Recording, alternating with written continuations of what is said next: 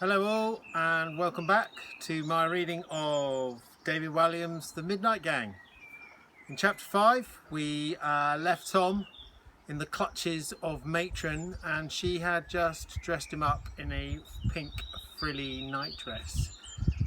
Poor unfortunate Tom. So let's see what's going to happen to him in chapter 6. Hope you enjoy it. Here we go. Chapter 6, Up to No Good. Tom had had some humiliating things happen to him at school over the years. There was the time when his shorts split while he was doing gymnastics. His clay spun off the wheel in pottery class and hit his art teacher in the face, sending her flying. He bent over to pick up a book from the floor in a library and he blew off loudly. He left the toilet cubicle with the toilet roll trailing from his back of his trousers.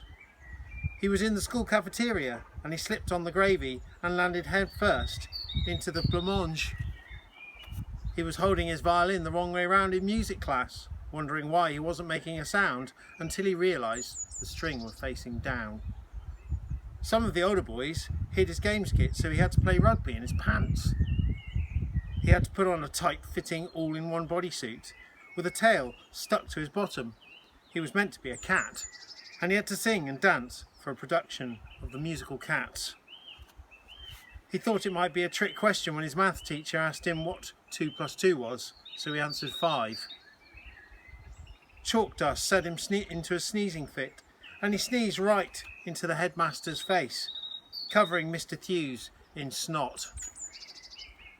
But now here he was, standing in the middle of a hospital ward, wearing a pink frilly nightdress. "It fits you perfectly," laughed Matron. Once again, it was only her that was laughing. Then she checked her watch, which was pinned to her uniform. 1 minute past 8. Way past all your bedtimes. Right, children, lights out. Matron began to march in the direction of her office at the end of the ward. As if they were all playing Grandma's Footsteps, she suddenly turned around after a few paces to see if any of the children had moved. Then she did it again, and again. Matron gave one last swivel-eyed look at the children before switching off the light. Click. The ward descended into darkness. Tom hated the dark. He was relieved that some light came from the giant clock face of the Houses of Parliament, not far away from the hospital across the rooftops of London. People called the clock tower Big Ben, after the huge bell inside that chimed every hour. Bong! The light from the clock face glowed eerily through the tall windows. There was also a small desk in Matron's office. The lady sat there behind the glass, staring out into the gloom. She was scanning the beds in the children's ward for any sign of movement. Silence. Then, out of that silence, Tom heard a sound.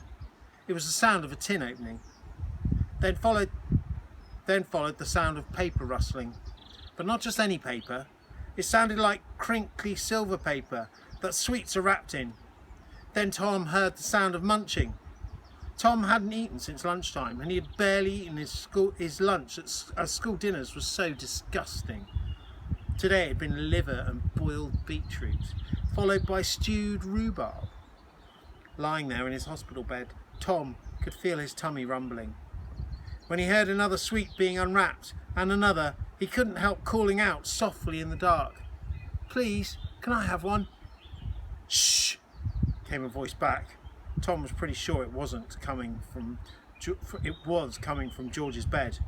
"Please," Tom whispered. "I haven't eaten for ages." "Shh!" came another voice. "Any louder and you'll get us into trouble." "I only want one," said Tom. The boy must have spoken too loudly, as at that moment, click, the lights in the children's ward flickered back on. Blinking at the brightness, Tom could make out the matron rushing out of her office. "There is no talking after lights out," she shouted. "Now who was talking?" All the children remained silent. "You must tell me now who was talking, or you will all be in deep, deep trouble."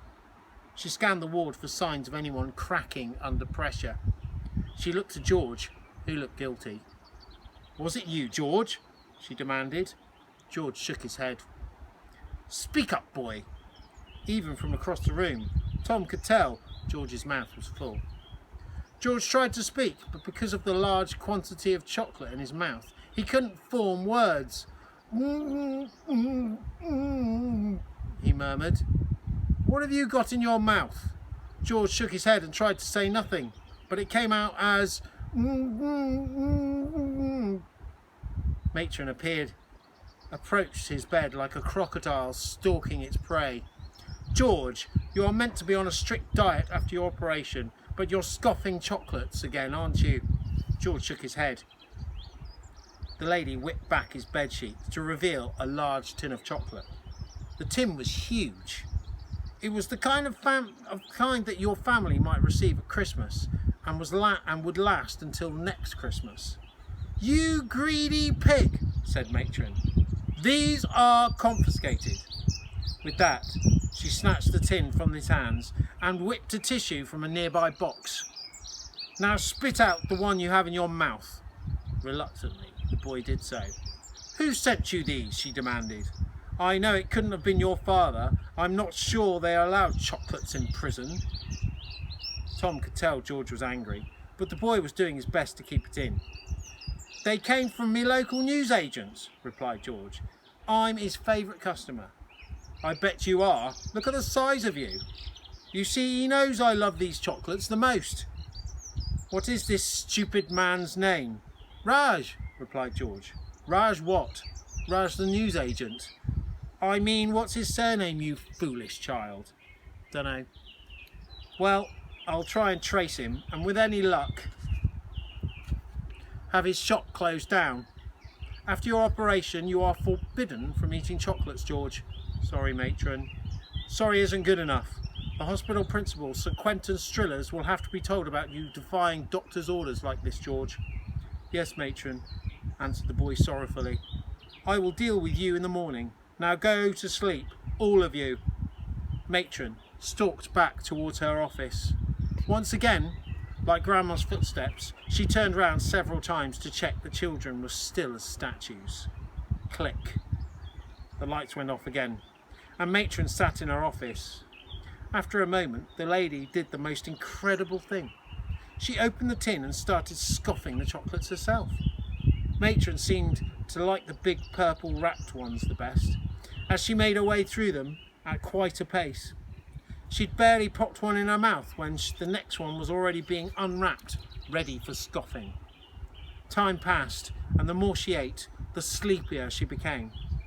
By 9 o'clock, her eyelids were flickering. Still, she ate and ate and ate. Perhaps she hoped the sugar in the chocolates would keep her awake. Strangely, they seemed to be having the opposite effect. By 10 p.m, her eyes were closing for a few seconds at a time. Still, she ate and ate and ate. By 11 p.m, she was desperately trying to prop up her head in her hands, but it was becoming heavier and heavier and heavier. The scoffing slowed down too, and soon the chocolate mush dribbled out of her mouth, and her head hit the desk with a loud thud. Through the glass, Matron could be heard snoring.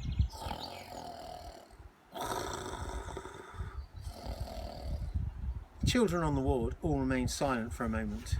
Then out of the darkness, someone whispered, "Well done, George." "I think the plan's working," he whispered back.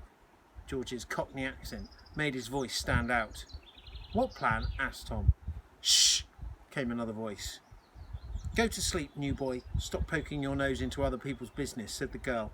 "Now let's all get ready to go out at midnight." But of course Tom couldn't sleep, especially now he knew the children were up to no good.